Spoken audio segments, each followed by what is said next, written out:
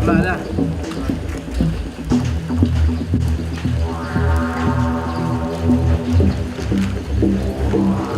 Ada. Satu ini potong. Potong dulu.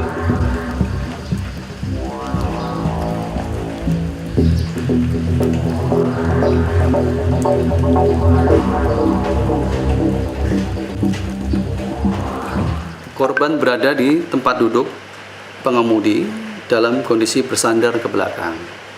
Kemudian ditemukan 5 butir amunisi di dashboard bawah.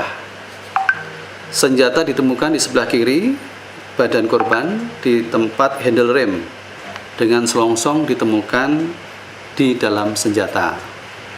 Kemudian posisi tangan kanan korban berada di sebelah kanan badan dengan posisi seperti menarik pelatuk. Kemudian tangan kiri korban memegang handle rem tangan. Tidak terdapat tanda-tanda kekerasan di tubuh korban. Ini yang perlu digarisbawahi, sehingga jangan sampai nanti ada persepsi-persepsi luar bahwasanya dari hasil olah TKP ini, dugaan sementara oleh penyelidik bahwa korban melakukan aksi bunuh diri dengan cara menembak menggunakan tangan kanan.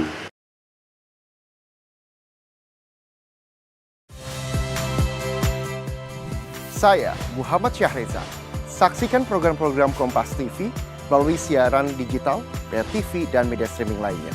Kompas TV, independen, terpercaya.